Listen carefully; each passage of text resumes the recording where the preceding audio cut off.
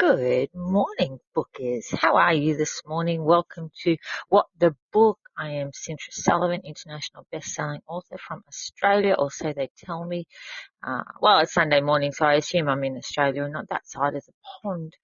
Good evening for those who are that side of the pond.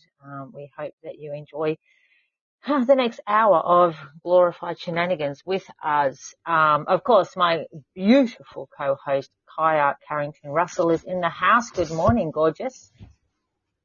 Good morning, beautiful. How are you today? No, not too shabby, not too shabby. MB Davis has just arrived. Good morning, Mark. Hello. How are these two wonderful ladies? Kaya, we missed you last week. Oh, I missed you guys too. Did we, though? TLC. Really? Did we? Hey, so. Yes, last week's episode was awesome. You really missed one. Go back, guys. If you haven't heard it, go back and listen to it. Scotty Mann was just phenomenal. It was such a pleasure to have on the show. So it's definitely one to go listen to. It's worth seeking it out. Lots and lots of fun. Of course, good morning to Sir, who's in the room. How are you both? Good? Yeah, really good.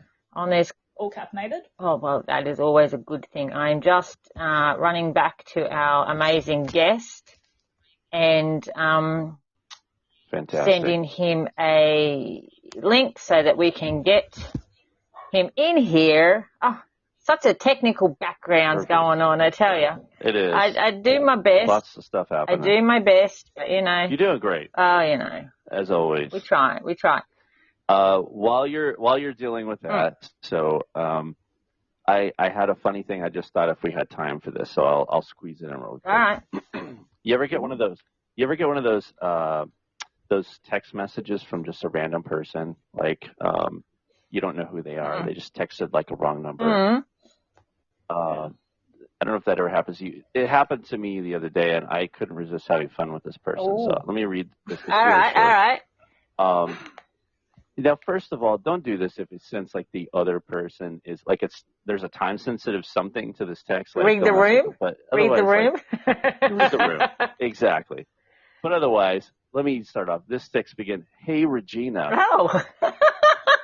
What gave it the way that it wasn't for you there, Mark? I mean, I read the room. Hey Regina, the weather today is really nice. Shall we go golfing this evening?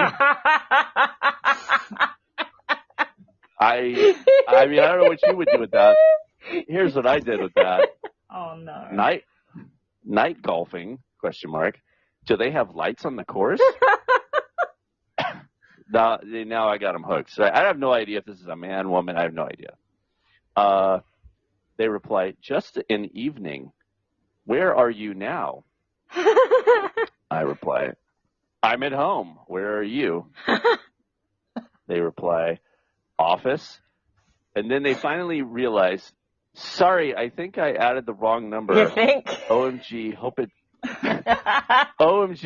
didn't bother you. And I was just like, "No worries. Good luck golfing with Regina tonight." Oh, I love it. They replied, "Thank you. Where are you from, by the way?" So now they know it's the wrong person. Now they just want to stray of a conversation. So this is how I ended it. I just said, 20 years in the future, go golfing while you still can. Yeah, nice. Oh my goodness. So nice. I love it. You gotta have fun with people. I've had them before where somebody's like text me going, "Hey, Uncle Pete, I'll be half an hour late for dinner, blah, blah, blah, blah, blah." And I'll text back going, "Yeah, I'm sure Uncle Pete probably wants to know this information, but not me." It's a lot of fun. It's a lot of fun. Absolutely. See, I don't think I'm witty enough for that. You could do it. Absolutely. Now I want somebody to like mistext me. I only get like things like spam, like, "We have your postage." I'm like, "No, you don't. No, you don't. You don't have my bank details." Or like get a lot of scam messages. Yes, your parcel is waiting for you. You just have to confirm this link. If we have an iPhone. Yes, that's the killer. Yeah. Yeah. Like anybody who's trying to give me something free, because I kind of, most adults we know what we've bought. Yes, we try to pretend that, oh, look, I've had that for 6 months at least, but, we know what we've bought. So if something's turning up or says that it's turning up that isn't, I don't know. I have no idea. My wife orders packages. See? Sometimes the kids order things, and things just arrive at the house of various size, and I'm constantly surprised. I'm like, wow, okay. Yeah, but they know what There's they something bought. on my porch. They know what they bought. They know what they bought. You don't have to know. They know what they did. They know. Yes. And then they go, no, it's been here for 6 months. You just didn't see it. You're not very observant, Mark. Really, you should really pay more attention. That's why I drink. Speaking of, hold on. Ah, there we go. There we go. Oh, yay. Yeah. All right. So we have an interesting guest today. I'm excited to talk to him.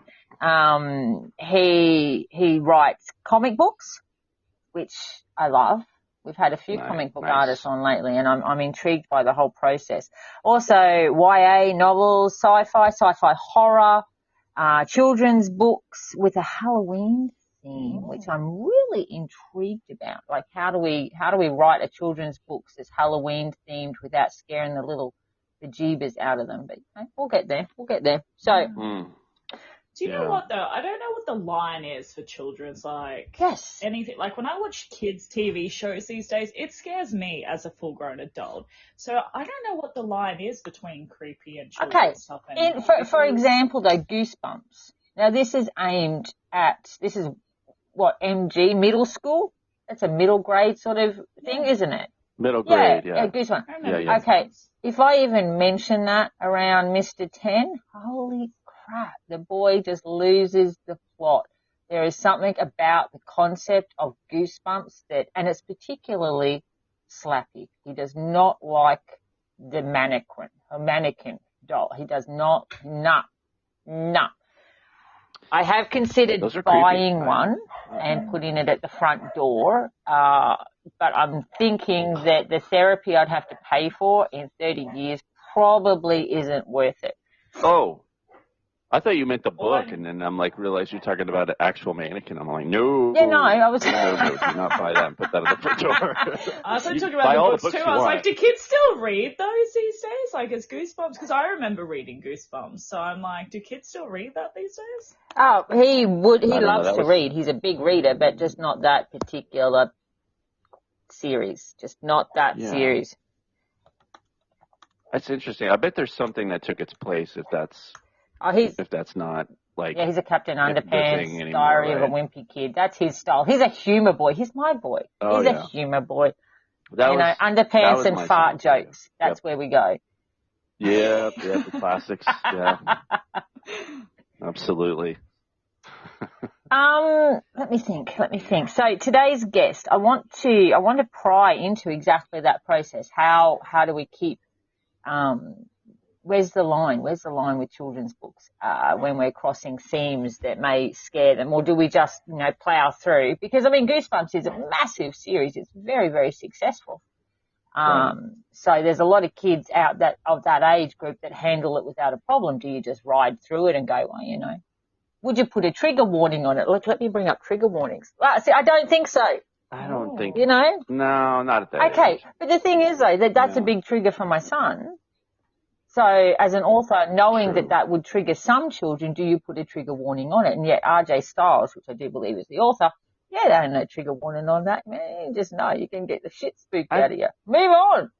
But I would think at that age, if you're going to have a mannequin, scary mannequin, there's going to be something representative of that on the cover. Like, yes, you're probably going to know it's a story about a mannequin, and people will say yes, or they'll be like, nope, I ain't touching that. So then these stories are not as complicated, right, at this age. No, but to them it is. But to a 10-year-old, that's exactly the same level of trigger than it would be for, say, a rape scene of an adult woman. It's same level of trigger going on. Yeah. But I imagine wouldn't it still have to be sensitive, though, to the age bracket? Like, you wouldn't have in-depth, I don't know, and that's what I'm, curious about. As I was saying before, I watch some kids shows these days and think that's really creepy and weird, and there's a lot of darkness happening in that. But kids are really adapted to that, whereas I think when I was a kid, I'd be terrified. Some kids are. Stuff. Some But, kids are, yeah. well, that's what I mean. As a writer, how do you know where that line is, where it's like too intense or too scary, it's too like much for adults, or whether you just, I don't know. It's really weird. It's a really weird line. To take it a step further, right? I mean, just the idea of writing for a particular age group to understand like where their level of comprehension, vocabulary, other things are. I always thought that would be really challenging to do because I feel like I'd have to do some research. Like, I can't remember when I was that age, not really. Like, I guess you could just pick up other middle grade books and kind of get a sense for it. But,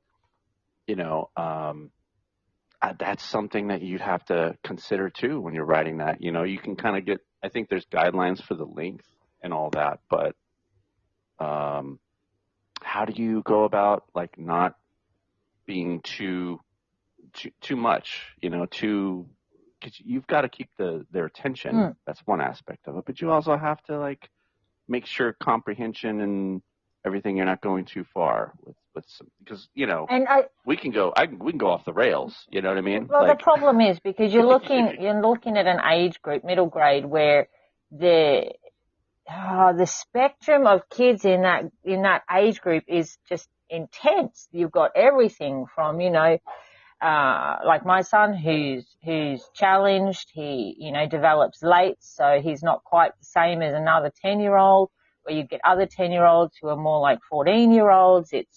It's very spans, like the scale is huge. So do you just sort of aim for the center and cross your fingers and hope for the best? Our guest has arrived. If I can just get him to turn down the mic factor, because then I can't hear myself. Sure. I don't like my own voice on the podcast. I don't know how any of you listen to me. I don't. I feel like everyone feels like that. Yeah. Listening to their own voice on a recording. Oh, it's terrible. It's terrible. I sound like a demented budgie. How's that? If it can go down a little bit more, that would be awesome. Our gorgeous guest is in today. I'm really hoping that I get his name correct. If I get it wrong, please, I am sorry. Please correct me. Welcome to What the Book, Luis M Cruz. Yes, you have it right. Look at me go on a Sunday morning even. Welcome to What the Book, Luis. Well done. Thank you for having me as a guest. We're talking, actually, you can come straight in, because I was just saying that, you're an author of comic books, you do YA, you have novels, sci-fi, horror.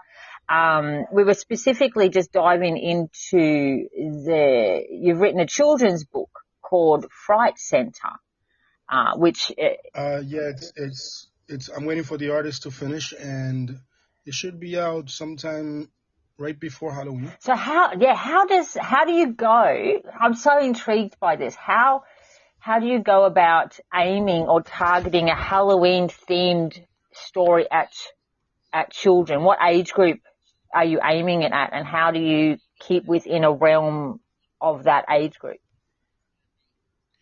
I used to work at a community center about 2 years ago, and I've worked there for many years, and I threw the idea out at the kids, but I never wrote anything. But the question that I asked them, how many in this room watch The Walking Dead? And if I had 20 kids, about 14 of them raised their hand. Really? So that let me know that they do watch horror. And these kids were from the age of 7 to 12. Stop it. No way. Wow. 7. Yeah, I was terrified of The Walking Dead as an adult. I just realized I'm a sook. I have been in a theater with really horror movie, and parents will bring kids, and they're younger, and that always, when they're really young, it always bothers me because I'm like, oh man. But it's up to the parents to decide, I guess. What age is appropriate. You got to know your kid, I guess. Listen, when I was young. I must have been about 6 years old. My mother and my father, they took me to go see The Exorcist at the theater. No way. Oh wow, I was about that's 7. creepy. That day- movie's trauma. To this day, I cannot watch a horror film. Wow. Even the song alone of The Exorcist gives me chills. See, I feel the same about the movie Alien. I snuck out and watched it above the couch, and I happened to hit that exact scene where it protruded out of his chest on the table. I cannot watch the movie. I've never been able to watch any of the movies. I'm traumatized incredibly by that movie. I just cannot do it. And I was probably about the same age. It was about 7, 8. Wow, that's an intense age to do that. So you had like a majority of the kids who put their hands up and said that they'd watched The Walking Dead. Great series. I'd never thought, that I don't think I'd ever encourage my children to watch. I guess it's just knowing your own children. If your children are intrigued by that, then go for it. I guess. How did that, I don't know how to phrase the words. I have no experience in wording at all. Do you then aim it for the middle of that sort of age group and rely on then the parents guiding their children as if they think? My plan is maybe between 9 and 13. Right. 9 and 12. And it's a picture book, so it's a picture book. So that's a whole nother thing then. How do you gauge how scary the images are in there? Because I'm assuming if they have some scary-ish imagery in there. I'm so intrigued. How do you Not many scary images. The center where I worked at, again, I based it on that. We did a Halloween years ago. We did a Halloween theme where the kids would come in one door and they would walk around. There was casket on one thing, and I had a friend of mine get in the casket and get up whenever they passed. And we did different things. There was hanging men. There were people dressed up coming out the bathroom to scare the kids as they walked along. Yeah. See, I reckon that I based it on. This could be an American thing. Yeah, I think that could. No, you guys have desensitized your children with Halloween from when they're toddlers. Listen, no, it's true. As soon as you started talking, I started thinking about, how early was I when I went in my first haunted house? And I was pretty young. So you got a point there. Like, scared. Yeah, some of them are scared. Well, it was like our parents, like the kids, and I think one of the kids got scared, so like the dads had to like tone it down. It might have been my dad. Anyway, but that is a great point about how early we're exposed to that stuff of various types. Yeah, that is fascinating. Because I originally wrote it as a short story. And I asked my publisher, I'd like to make this into a kid's story. Now, my short story is only 5 to 6 pages. How do I make this into a children's book? So he sent me one that he did, my publisher. And I was like, how do you want me to do this? He goes, you could do it. I've seen the way you write. I've seen the way you do things. When you put your mind to something, you do it. So that's exactly what I did. I did it. He sent me a sample of it. I made those 5 pages into 40 pages. Wow. Nice. Yeah.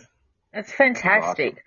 I mean, in Australia, our idea of a haunted room is going into the toilet at like midnight, or early in the morning and finding going into grandma's home, finding a spider on the toilet paper. That's our idea of a haunted house, and we're very desensitized to that from when we're tiny. People coming out of caskets as you walk through the garage of spider webs. We're not acclimatized to that in Australia. No. I would have a heart attack if I experienced that now. Not as a child, but now. No. As a teenager, it's a lot of fun. When you get to a certain age, it's the same vibe as going on a scary ride. Yeah, I don't do that. That does all the crazy. Yeah, I mean, you gotta like that stuff a little bit. I'm the mum that sits at the bottom with the cup of coffee and waves. Just go, you have fun, kids. Have fun. Yeah, no problems. I'll just wait here. So I decided to do the children's book not as a dare, but just to challenge myself. Like, okay, I did a young adult book. I did I did an illustrated horror book / sci-fi. Now let me do this. I even wrote an erotica from a handicap's point of view. Oh. Oh. How does... Yeah. Oh, now you've got me Yeah, extra I'm intrigued by that. Both the girls are just like, well, hello. How does that go? Like, you've got a really big expanse of genres that you're writing in, from your novels to your comics to your kids' books, YA, short stories, and now erotica. How do you get inspired for it all, Luis? It starts with a question in my head, and then before I sit down and write it, I have to live in it first. I have to come up with scenarios in my head before I can sit down and write it. So it'll take me about a month just to get the scenarios in my head, and how does this person react, and how does this person, stuff like that.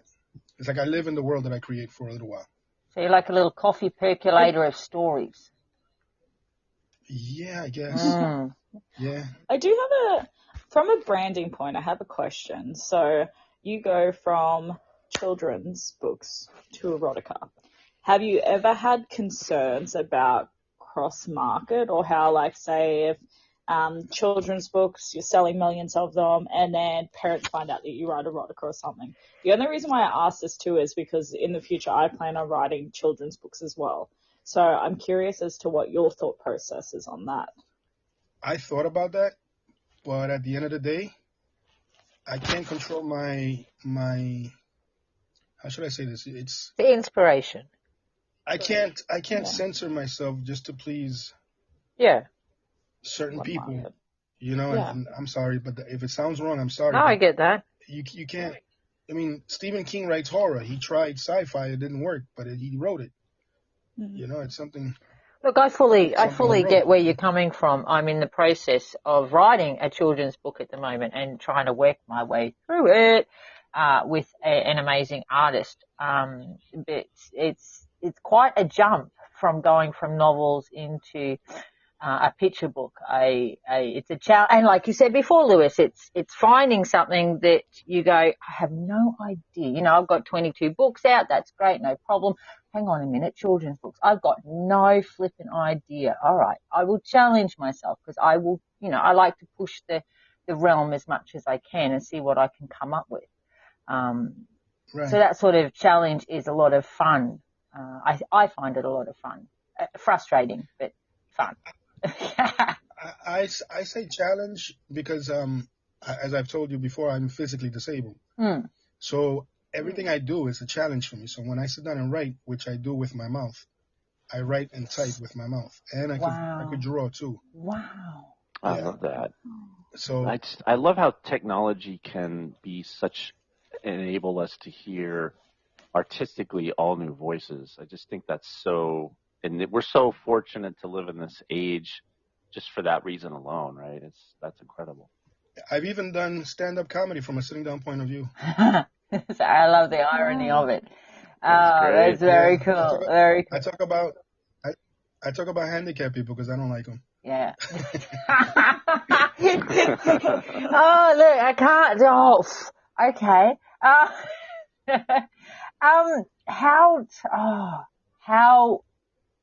How do you go about that? You say you do it all with your mouth? Is it from? Not yet, but I stopped doing the artwork. I stopped doing the artwork because it would take me too long. Right. May he rest in peace. I actually had an interview when I was 20 years old with Dennis O'Neil. Wow. And Dennis O'Neil from DC Comics, the editor of Batman, and he liked my artwork. He loved it. But he told me, stick to the writing. You take too long on your artwork. Right. Stick to the writing. And that's what I did. That's amazing. Did you find hearing that at the time, though, in any way gutting, I want to say? Only because, like, we've spoken about this on here before, like how we've all had multiple creative avenues, different things, and then we all now focus on our writing. But when we had to make that decision to give up on one to draw more attention to the other, being told that perhaps you should focus more on your writing, did you feel somewhat upset to let the drawing go? No, I'm the type that I take honesty. I expect people to give me honesty. Be honest with me, and I'll be honest with you. Yeah. Don't shoot around the curve for me, because and then I'm gonna go around the curve, and you're not gonna like that. Yeah. Yeah, no, I love that. So. I love that. How long does it... We do that. Yeah, we do straight shoot. Probably to a faulted point sometimes. I have lost many a friend from being a little too honest. But, I tend to... I'm the type that this is my motto. If I say something that offends you, that is no longer my problem. That's your problem, because I already said it. Yeah. You're dwelling on what I said, so that's on you. Yeah. No, I like that. Yeah, I like that too.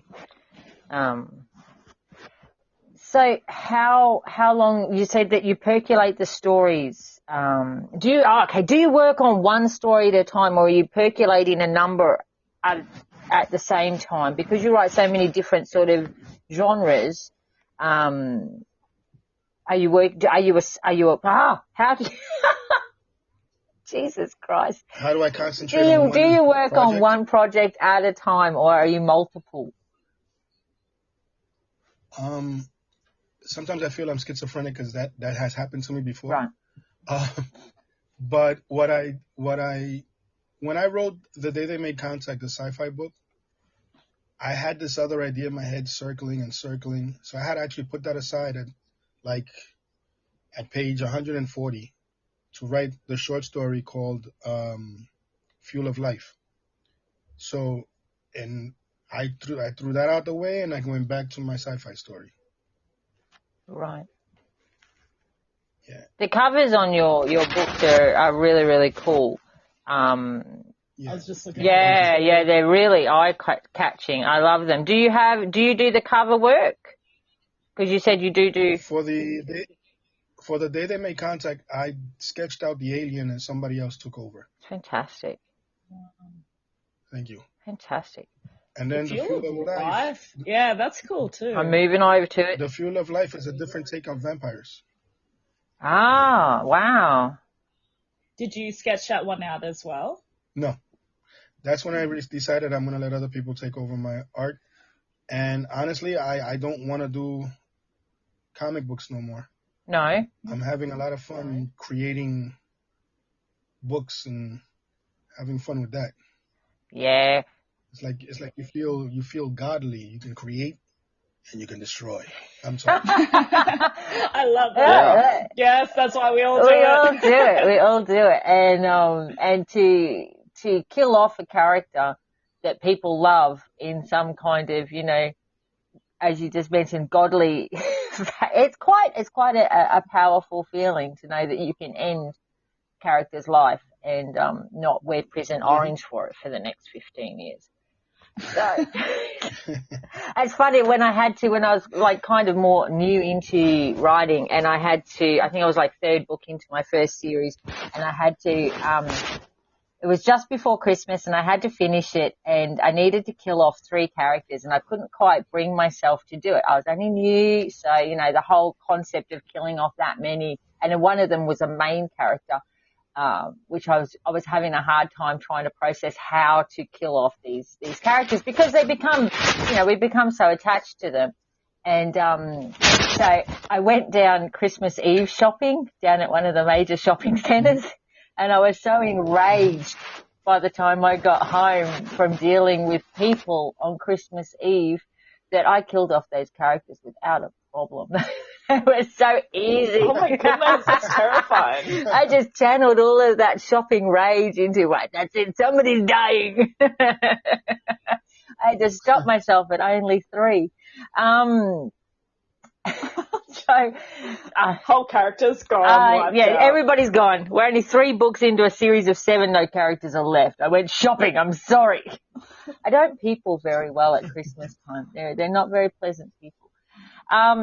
They go crazy. They do. So you're going to, Lewis, you said that you want to move more into writing novels, short novellas? Yeah, something like that, yeah.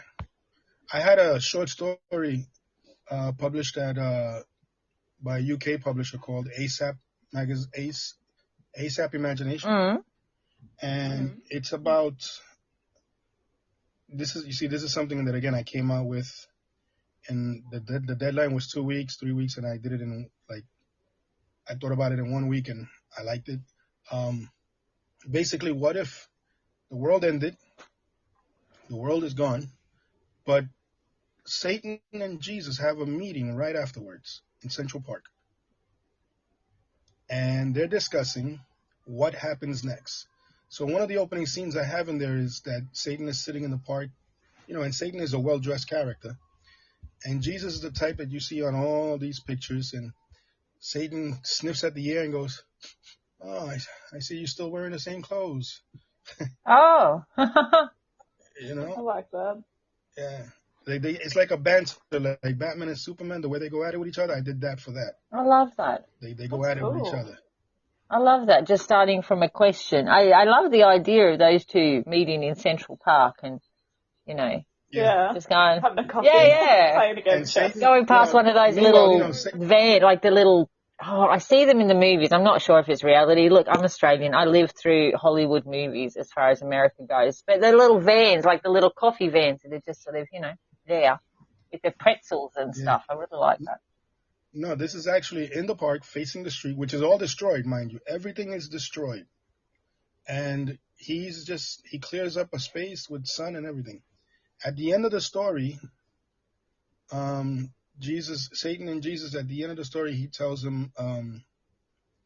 Jesus tells him, yeah, you destroyed the world, but you can't destroy where they live now, which, we've moved on, and I put a little sci-fi twist. We've moved on to other planet. Oh. And the devil tells him, as long as they believe in you, they will believe in me. Mm. And I will be there. And I will be there to haunt them no matter where they go. And that's how it ended. Ooh, I like that. It's kind of creepy. I love it. It's kind of creepy. Well, it's true. You can't, if you believe in one, you've got to believe in the other. So that's, it's fantastic. And to leave that, okay, so you left that open-ended. Do you then follow that? I'd have to follow it. I would like to. My writer brain's just like, oh, you have to follow that because I need to know what's going on from that point on. I would like to, but not anytime soon. I have a story that I put aside for way too many years, and again, it's based on a guy in a wheelchair, and in our planet, in this reality, he's physically handicapped.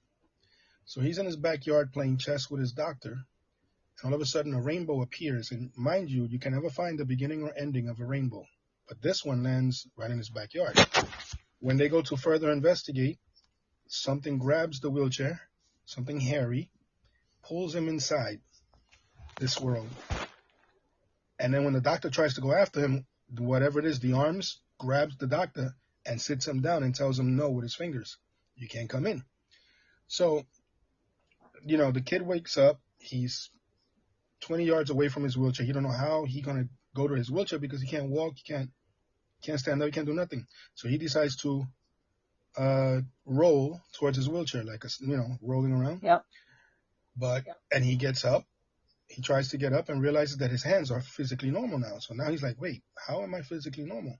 So he learns how to walk in those 3 minutes, 4 minutes, because like a little kid learns how to walk. When he first learns how to walk, he loses balance, falls down. He hears what he thought was a monkey laughing in the bushes several yards away. When he looks, it's not a monkey. It's about a 15-foot Bigfoot coming, running towards him, grabs him, pulls him up to a tree, and tells him, I need you to be quiet. Something is chasing you. And that's where I left it off. Stop. I know. No way. That's cruel. That's Man, Bigfoot alone freaks me out. Right? I'm just sitting here going, is he just, and like more? Yeah, right. At the end of the story, the boy has to make up his mind. Does he want to stay there and be normal for the rest of his life? Or does he want to come back here, be with his parents, and, be physically disabled? Because while he's there in that planet, in that reality, he's going to learn that he originally came from there. but Oh. an evil wizard cursed him. I'm sold on this story. An evil wizard cursed him, and like, you know, he was opening up like a wormhole, and when the evil wizard cursed him, he went through the wormhole, which is basically a woman giving birth. So she gave birth to him, physically handicapped.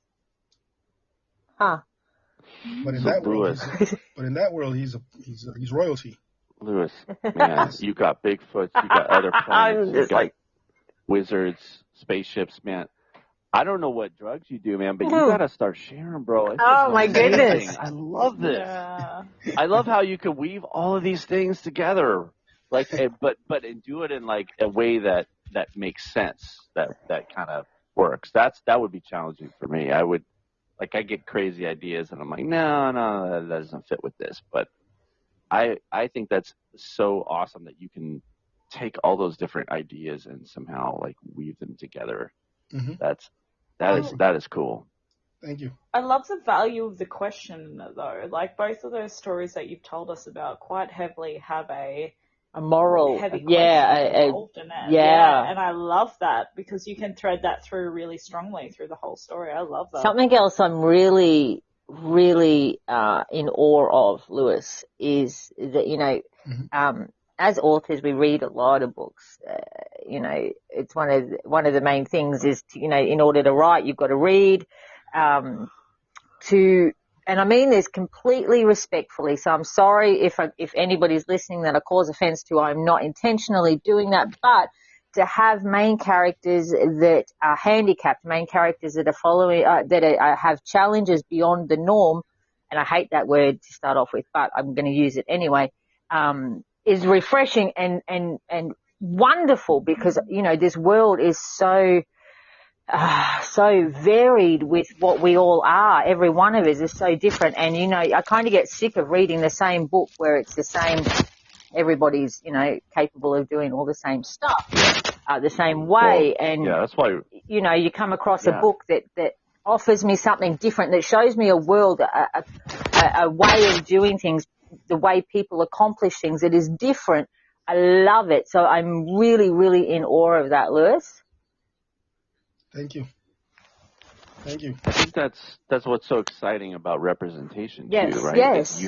We now have this big opportunity to get the stories that are so different. Yes. They're not just the same old thing that we've read with the same characters, with the same It becomes struggles. really quite boring when it's the same cookie cutter books. You know, and the world is so not a cookie cutter world.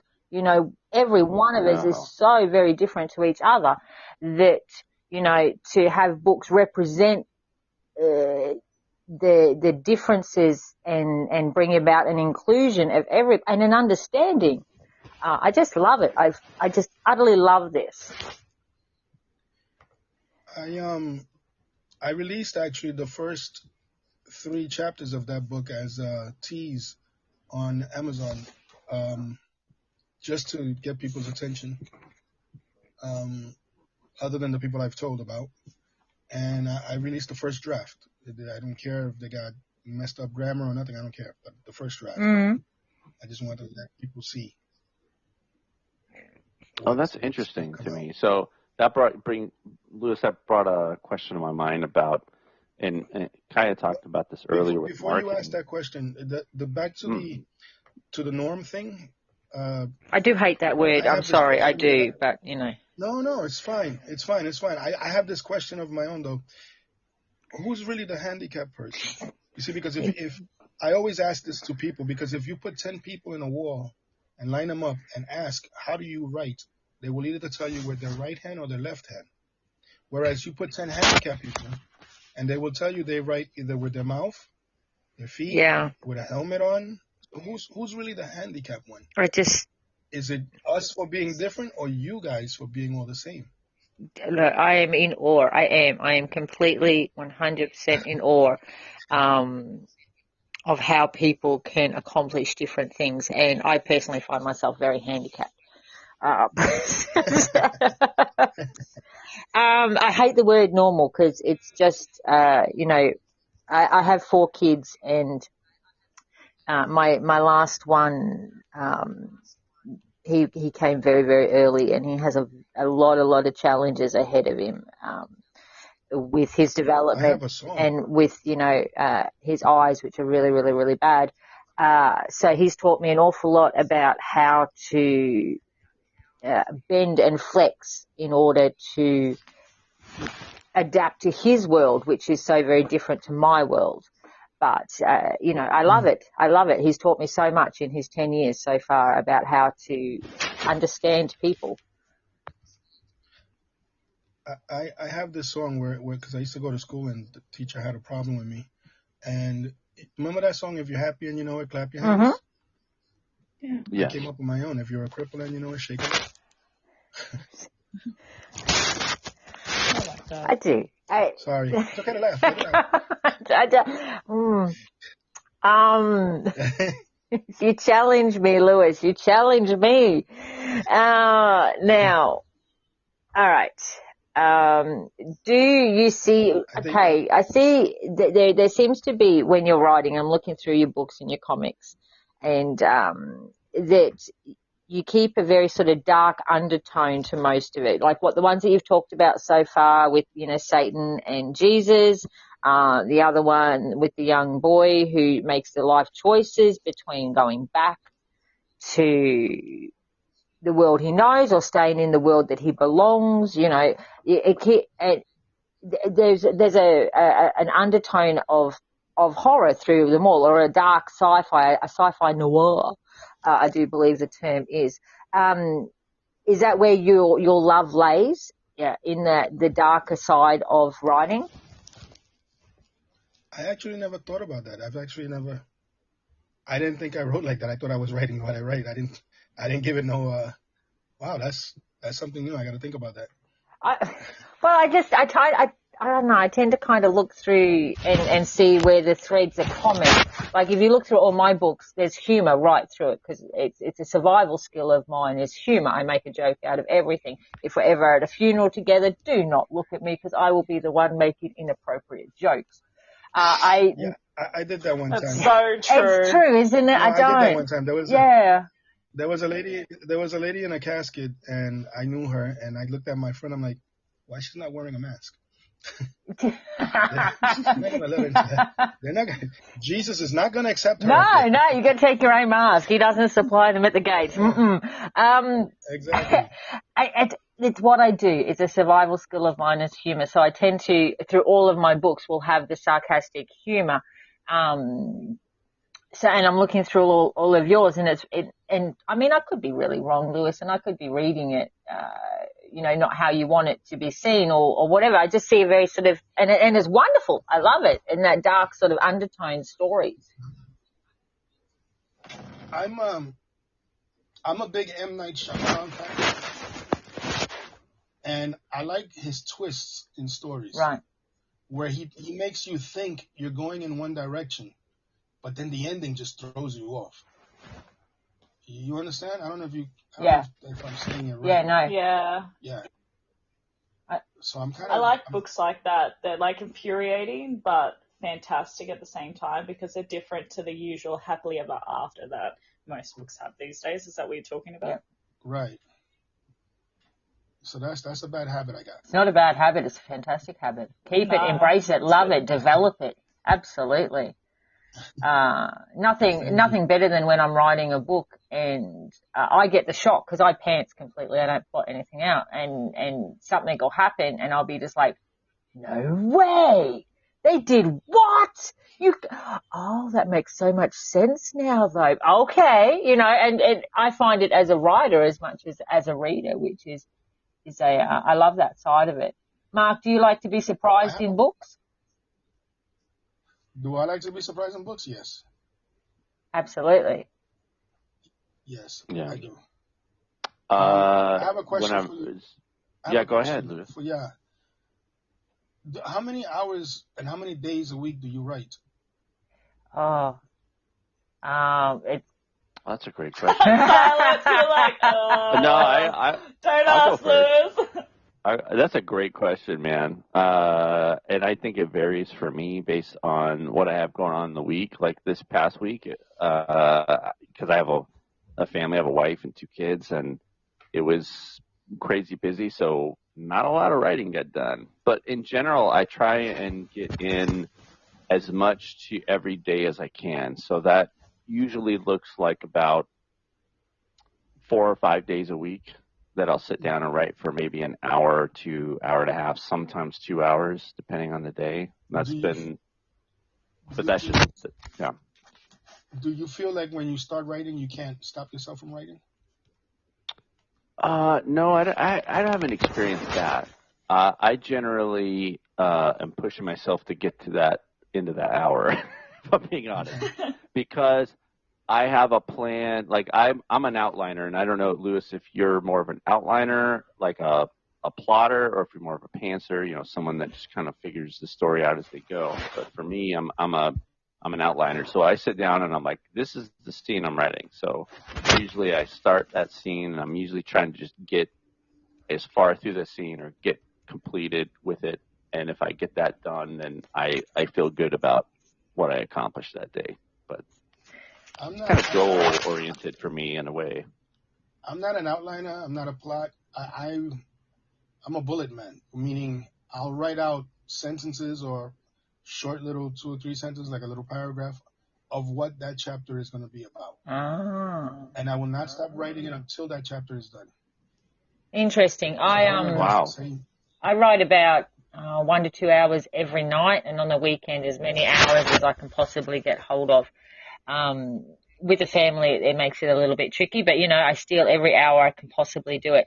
The thing when you said that, do I ever write when I can't stop? When you get the feeling that you can't stop. If I'm at the end of the book, if I'm sitting there on the last 15K left in a book, I find it very hard to stop, because it's like you're caught in this snowball of events, and it's just everything's happening, and there's people dying, and and it's just everything's coming together. And I find it very hard to stop when that part of the book arrives. That's interesting. I drag my feet at the end. Do you? I don't know if anyone else has that, but I think because my books are anywhere from 90,000 to 140,000 words. So by the time I get to the end, I'm like, come on, and then I know I have to end it epically. So it's like putting the last of the juices into it. So I drag my feet at the end. So it's in the middle for me that I drag a little bit. Beginning, great, no problem, chug along. In the middle, I'm like, really? Do we need this amount of detail? Come on. And then at the end, it's just like, right, let's go. So I finish fast. Slow middle. Oh, so many comments can be made. I can understand when she says she drags her foot. I can understand when she says she drags her foot, because sometimes you don't want to write that ending. You've gotten so accustomed to writing these characters out that you're like, damn, I really want to end it. These are my friends now. Yeah. That's just me. They do. They are our definite friends. Right. Okay. I've got to, sorry, I'm just trying to fiddle with something. All right. At the end of our podcasts, we play a game called called Booker Feud, because legality-wise, we can't call it Family Feud. We don't want to get sued.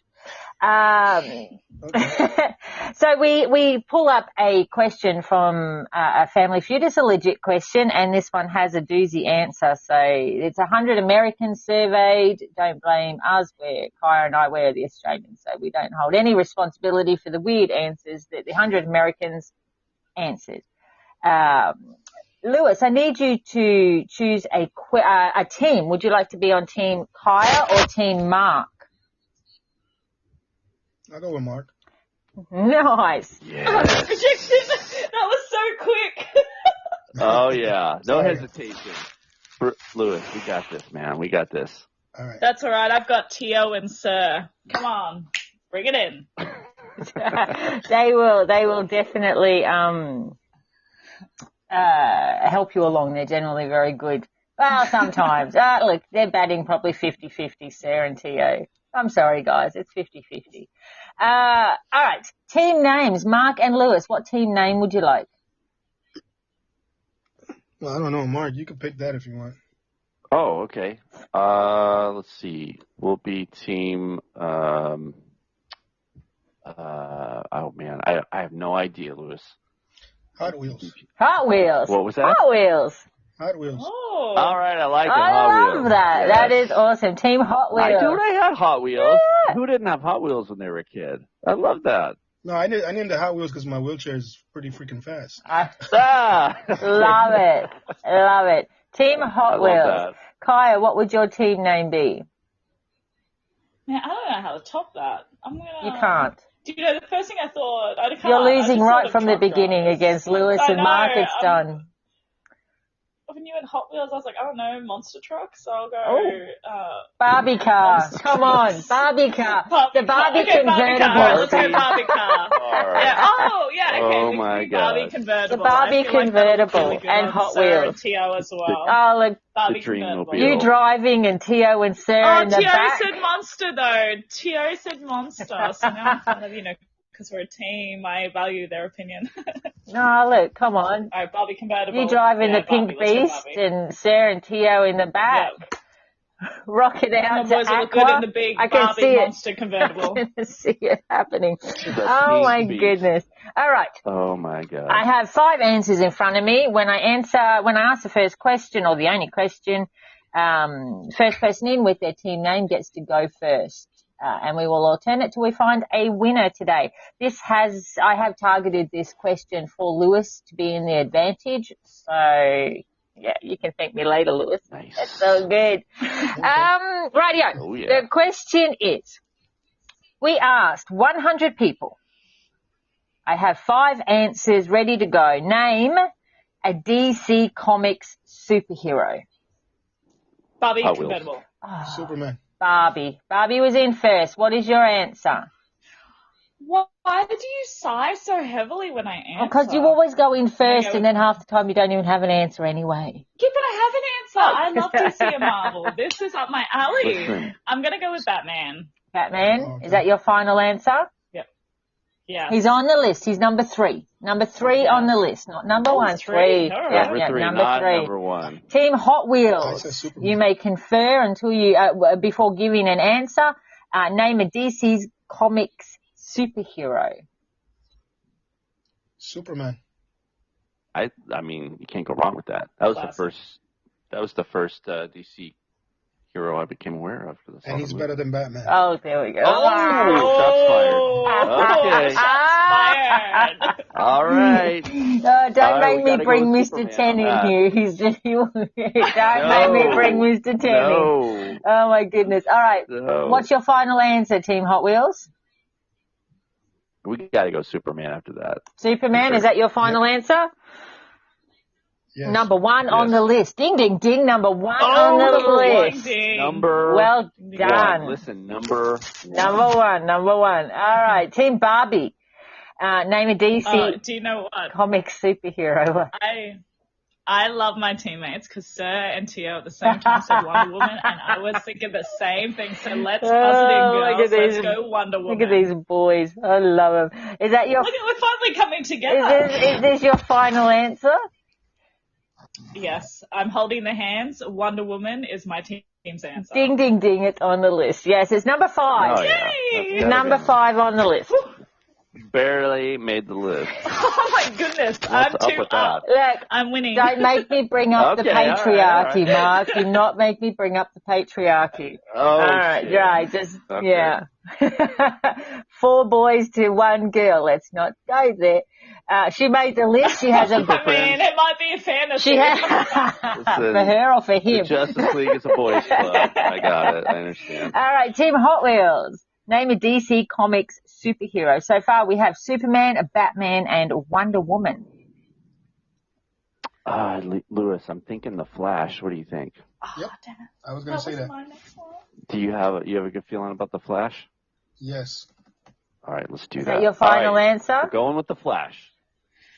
Yes. Yes. Papa, not on the list. No Flash. Oh. No Flash. way. Oh no! No Flash. That's terrible. Nobody's flashing anybody. How did we miss that? Team Barbie. Name a DC Comics superhero.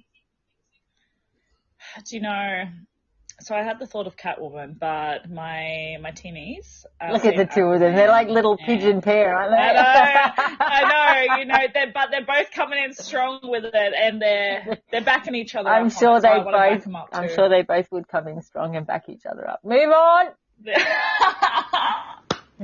All I'm saying is, guys, if I lose this game because of the answers you've provided. No, I'm kidding. Let's go Aquaman. Is that your final answer? Yes. But not on the list. Oh, no Aquaman. I was gonna say if Aquaman was on the list and the Flash wasn't, I was gonna like throw it like a freaking. You can have. But have you seen Aquaman? Have you seen the film adaptation of Aquaman? It was a terrible movie, but the main character's good to look at. He was very pretty, very pretty. Name a DC. What was a terrible movie? Aquaman. It was a terrible movie. That wasn't good. See, I'm an 80s girl. Aquaman dressed in green and orange. I really, and he was blonde, and he was a very clean cut superhero. Yeah, I'm old. I'm sorry. I am. I can't help it. You're not into rugged and handsome? You're not into that? I don't know if I'd have the energy left for that one. I don't know. I could break a hip or something. I don't know. Maybe. We found your limitation. Look, I would give it. We found your kryptonite. I'd give it a damn good shot. Why not? Name a DC Comics superhero. Team Hot Wheels. We have Superman, Batman, and Wonder Woman. What is your answer? Green Lantern. I was thinking that, and I'm really nervous because the Flash wasn't on there. But that's the biggest, the other biggest one I can think of, Lewis, is Green Lantern. Yeah. Is that your final answer? We gotta do it, man. Right? Yeah. Do it. All right. Final answer. Ding, ding, ding! It's on the list. Number 2. Well done. Oh, how nice. How in the hell did Green Lantern beat the Flash? Well, I don't understand that. I don't understand, but all right. Well, he has a ring. It. You got the point. He has a ring, and I do believe that was it. You like it? You got to put a ring on. Was it Ryan Reynolds in one of them? Wasn't he the Green Lantern at one point? We don't need to talk about that movie. You don't want to talk about that. Name a DC comic superhero. We have Superman, Green Lantern, Batman, and Wonder Woman. Team Barbie. Where are you going? Okay. So I've got a couple. Do you know what adaptation I didn't mind? Because we're in a tiebreaker at the moment. We're in a tiebreaker at the moment. Yeah. I also liked Daredevil. No Daredevil pressure. was a fun one. He was pretty fun. Can I chime in here? Can I? Yeah. Can I say something? Okay, that's not DC. That is Daredevil. no, sweetie. No. Is that Marvel? Oh, it is Spider-Man, because he's in the new Spider-Man. No, you're right. Oh my I just want to let you know that I like Daredevil. Okay. Oh my God. No. Okay, guys, stop. I wish I never said it. You're going to create a mutiny. All 4 boys are just like, oh, hell no. You just didn't do that, did you? God damn. Okay, I'm going to go with classic then. I'm going to go the very sexy Catwoman. Is that your final answer? Oh. Who's she say? Catwoman. Okay. Is that your final answer, Batman? Barbie? Sorry. I'd rather be Batman right now. T.O.'s even a gay. He's like, you're a crap leader, Kyle. He's like, that's a villain. Oh my God. It does say superhero, yeah. I forgot about the superhero part. Is that your final answer, Kaya? Actually, she's a superhero because she married Batman now. I thought she was a fence sitter. She was a bit, like whatever served her the best. She could swing both ways on the fence. She is. I think she's on the fence. Exactly. Okay, then I'm going to go Green Arrow. I'm going to listen to Sir. You just bowed. Look at you. Now, if Green Arrow is up there and the Flash wasn't, this is dead wrong. Lewis, you cannot blame me for the 100 American survey with this. I'm blaming my American compatriots over here. Anyone that joins in on any guest that joins in on the trash talk is my new best friend. I love it. You are amazing. Is that your final answer, Kaya? Yeah. Which one was it? Which did you go? Green Arrow? She didn't sound Whichever very one's the confident right there, one. did she? I'm not confident.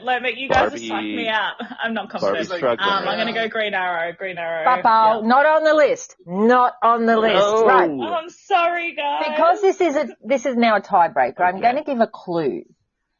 First team in with their answer. First team in with their team name. You must give me your team name in order to answer.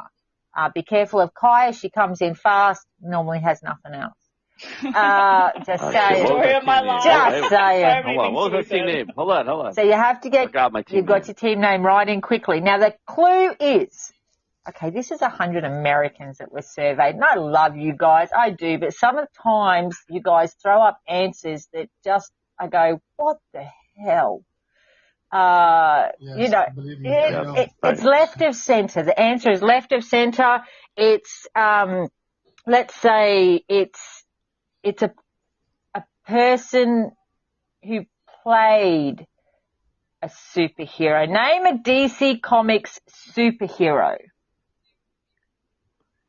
Hot Wheels. Hot Wheels came in first. The clue is it's a person, it's an actor who played a superhero. I'm going to say, since Superman is number one, I'm going to say it's Christopher Reeves.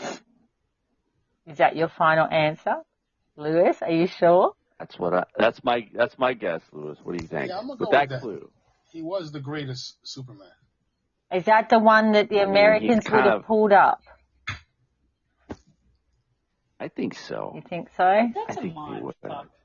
I feel good about it. I feel good about this, Lewis. I feel good about this. I'm gonna go Let's with go. that. All right, is that your final answer? Yes. Yes. Not on the list. Not Christopher Damn Reeve. it. No. Really? All right. Team Barbie, you have a chance to come in. You have a chance to come in and sweep in for the win of the DC Comics superhero. Name one. Feeling pretty good in T.O.'s answer. I'm going to go George Reeves. Is that your final answer? Yeah, for sure. Not on the list. Not on the list. Back to Hot What it's Wheels. worth, T.O., I didn't have an answer, so I appreciate you. I don't even know who George Reeves is. Okay. What have I... Either do I. That's the guy who played on the original Superman black and white TV show. He played Superman. George Reeves. Good figure. Radio. I've got one. Not your chance. Not your Sorry. turn now. Not your turn now. It's not your turn. Team Hot Wheels. Serious. Name a DC's I got Comics superhero. I mean, are we thinking like Michael Keaton, or what are we thinking? Yeah. That's what I was going to Kind do. of, Michael Keaton. kind of what I'm thinking. He's the other big star that you associate with, like the big incarnation of that character, right? Yep. Is that your final answer? I think we got to go with that. Yeah. Yeah. Not on the list. Okay, I've got it. I don't like this clue. I don't like this You will clue. when you find out the actor. You will. Me. All right, Team Barbie, what you got? All right, so hashtag thirst trap. I'm going to say Henry Cavill. Is that your final answer? Yes, it is. God, you're such a millennial, but not the list. No. Man, I was so sure. Thirst trap, but my generation. Team Hot Wheels. Guys, Team Hot Wheels. Name a DC's Comics superhero. This particular actor is a thirst trap in his own world and all of our worlds. Well, probably not yours, Mark. I don't know. Or yours, Lewis. He's trapped in his own world? He's a very popular actor. He's like our older generation popular actor who had to play a super. Who could this be? I am stumped right now. Really? It's not Christian Bale, is it? Positively stumped. Christian Bale? God. No. It's got to be someone older. It's got to be someone older. Like when I was a kid. Like yes. You got to go back. Oh, to not Age. quite. Maybe not quite. Not that. Not like when we were little, Mark. But sort of our more teenagery kind of feel to it. Oh, damn. He's not DC. Superhero. Was I even born He did play Batman. No, probably not, Kaya. I don't know. I need to Google when he played Batman. I'm going for a Stabby Joe. Oh, is it George Clooney? Good Lord. I swear if it's George Clooney, I'm not going to be happy. Me neither. Is that your final answer? Adam West. It's going to be George Clooney. It's definitely George Clooney. Adam West wasn't like a... I love it. He was my Batman, Adam West. Always will be my Batman. Right. Oh, absolutely. Right. I mean, love. I think we should go with Adam West, but I don't think he's that old. Nah, he's older, though. Yeah. So based on what the feedback we're getting, unfortunately, I want to recommend we say George Clooney. Oh, good luck. Is that your final answer? What do you think, Louis? Oh, this is all on you, bro. Okay, all right. Is it you? I'll take the winner. I'll take the winner. I'll take the loss. George Clooney, final answer. Ding, ding, ding. It's a win. Well done. Oh, I'm so upset. What? I hate so America upset at right that now. I love the fact that both of you win, but you're like, As soon as Citra gets that tone, that's the right answer. I love hate the fact America. that Mark and Lewis won, and both of you are like, but we don't want to win under that name. Oh no, that's not right. Nobody won here today. Let's just get clear about that. Look, we all lost. Do you want to know? Okay, because they actually gave me 6. You would have loved this even more. 6 answers were given for this particular question. We did the top 5. Do you know what the 6th one was? And I would really love, seeing that there's 2 Americans in the room, with Tio and Sir, there's more. Yeah. But the 6th answer was Tom Cruise. Where does he fit into it? Superhero? Where does he fit into it? He doesn't. Has he ever been? America. Did I miss anything? No. I didn't know he had ever been hasn't. involved in the DC comics at all. No. And yet there he is, hasn't. number 6 on the list. And I'm like, guys are mad. Anyway, well done, Team That's Hot Wheels. insane. Congratulations on the win. George Clooney brought it for you right at the end. Well done. Thank you. Jesus. I know. Lewis is not feeling it right now, are you, darling? No. It's like, you're not. All shocked right now. I love it. I think I'm going to go. No. I'm going to go throw myself in front of a car. No, Lewis. I know. Oh, my goodness. Look, I'm going to go roll. He brought you. I'm going to go roll myself in front of a car. He brought you a win on what the book. Congratulations, Team Hot Wheels, on the win today. Commiserations, Kaya, again. I'm sorry you lost. Thank you. Yeah, it was fine. Thank you. That's okay. Thank you, I think. I don't know. Okay, thank you, Luis M. Cruz. You have, of course, for the Book is Playing at Home, you've been listening to Luis M. Cruz. Look, go stalk him on all the platforms, at Luis M. Cruz 1 on Twitter.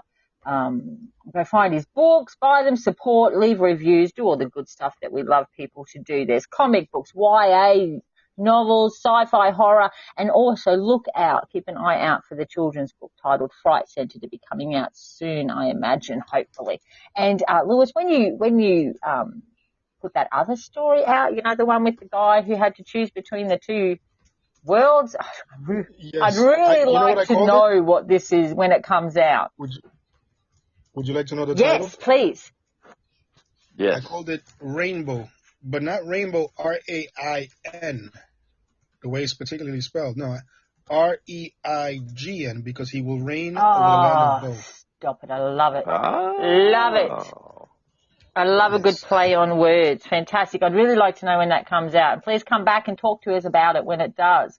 That's a story that really has grabbed my attention, and I'm really intrigued by it. Thank you so much for being here, Lewis. You have been amazing. Thank you. And, of course, thank you to Kaya, the gorgeous Kaya, and Mark. You're gorgeous too. Yes. And thank you to Tio and Sir. Tio and Sir, always a great guys. Thank you, Tio. Thank you, Sir. Always lovely to have you guys here. Yes. All right. We will see you all again next week. Same podcast time, same podcast channel, different podcast guest. Until then, have a fabulous week and stay safe. Love you all. Bye. Bye. Bye.